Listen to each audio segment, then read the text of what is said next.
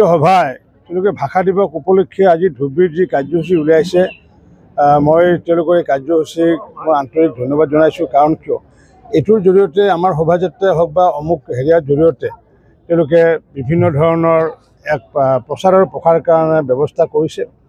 আৰু যিহেতু ইতিমধ্যে মই উপলব্ধি কৰোঁ যে ভাৰতীয় সাহিত্য বা ভাৰতীয় ভাষা বুলি কোনো ভাৰতীয় ভাষা নে কোনো সাহিত্য নাই। সকলো প্ৰান্তৰ ভাষাসমূহকে লগ লগাই পেলাই আজি ভাৰতীয় ভাষা বুলি আমি কৈছোঁ।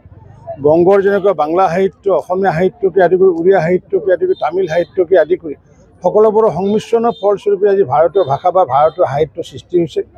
এই ভাৰতীয় ভাষা বা ভাৰতীয় সাহিত্যত থকা যিমানবোৰ ক্ষুদ্ৰ ক্ষুদ্ৰ জাতিসত্তাৰ যিমানবোৰ ভাষা আছে সকলো ভাষাকে আমি জীয়াই ৰাখিব লাগিব, সকলো ভাষাকে আমি সংবৰ্ধন কৰিব লাগিব। আৰু যাৰ কাৰণে আমাৰ মাননীয় মুখ্যমন্ত্ৰী ডক্টৰ হিমন্ত বিশ্ব শৰ্মা ডাঙৰীয়াৰ নেতৃত্বত ইতিমধ্যে আমাৰ অসমত কাৰ্বি আলঙৰ অঞ্চলত কাৰ্বি ভাষাক নতুনকৈ পাঠ্যক্ৰম সৃষ্টি কৰি পেলাই LP স্কুলত আমি ইতিমধ্যে শিক্ষক নিযুক্তি প্ৰক্ৰিয়া আৰম্ভ হৈছে। ঠিক তেনেকুৱা মিচিং বসতি অঞ্চলত মিচিং সাহিত্য বা মিচিং আমি ক্লাছ আমি ইণ্ট্ৰডিউচ কৰিছোঁ। ঠিক তেনেকৈ ৰাভা হাছঙৰ ক্ষেত্ৰতো আমি এই কামখিনি ইতিমধ্যে কৰিছোঁ। আৰু ঠিক তেনেকুৱাকৈ আমাৰ কোচ ৰাজবংশীয় ক্ষেত্ৰতো সাহিত্যৰ ক্ষেত্ৰতো ইতিমধ্যে চৰকাৰে যিমান অনুমোদনৰ দিয়াৰ কাৰণে যি ব্যৱস্থা কৰিবলগীয়া আছে প্ৰচেষ্টা অব্যাহত ৰাখিছে। যিহেতু পাঠ্যক্ৰম বা পাঠ্যপুথি যিহেতু আমাৰ এতিয়াও কোচ ৰাজবংশীয় সাহিত্য সভাৰ দায়িত্ব অৰ্পণ কৰা আছে, তেওঁলোকে প্ৰস্তুতি চলি আছে। আৰু সেইখিনি হোৱাৰ পিছতে নিশ্চিত ৰূপত শিক্ষক নিযুক্তি হ'বগৈ। গতিকে মই কোচ ৰাজবংশীয় সাহিত্য সভাক আহ্বান জনাইছোঁ অতি শীঘ্ৰে যাতে তেওঁলোকে আমাৰ যি পাঠ্যক্ৰম সেই পাঠ্যক্ৰমসমূহ যাতে আমাৰ অসম চৰকাৰৰ শিক্ষামন্ত্ৰীৰ হাতত যে জমা দি পেলাই আমি যাতে যাতে আমি কৰিব পাৰোঁ যে কোচ ৰাজবংশী ভাষাৰো যাতে স্কুল কৰিব পাৰোঁ। কাৰণ কিয় অন্য প্ৰান্তত ইতিমধ্যে মিচিং ভাষাত ক্লাছ আৰম্ভ হৈ গ'ল, কাৰ্বি ভাষাত আৰম্ভ হৈ গ'ল। এতিয়াও আমাৰ কোচ ৰাজবংশীয় ভাষাৰ ক্ষেত্ৰত ক্লাছ আৰম্ভ কৰিব পৰা নাই, পাঠ্যক্ৰমখিনি আমি ৰেডি কৰিব পৰা নাগে।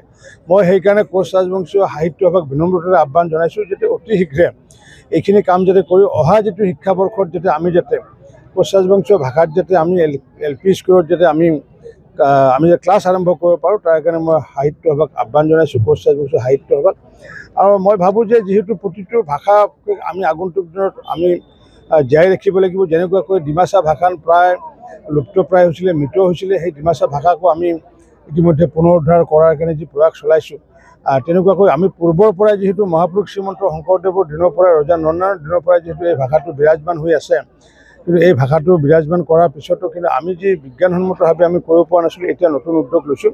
মাননীয় মুখ্যমন্ত্ৰী ডক্টৰ হিমন্ত বিশ্ব শৰ্মা ডাঙৰীয়াৰ নেতৃত্বত আগন্তুক দিনত কোচ ৰাজবংশীয় ভাষাটোক আমি পাঠ্যক্ৰমত আমি অহা বছৰৰ পৰা আমি কাম আৰম্ভ কৰিব পাৰিম, ক্লাছ আৰম্ভ কৰিব পাৰিম বুলি মই দৃঢ় বিশ্বাস। ধন্যবাদ। যিকোনো খবৰৰ বাবে যোগাযোগ কৰক 7099017330 লগতে 7099017110 নম্বৰত।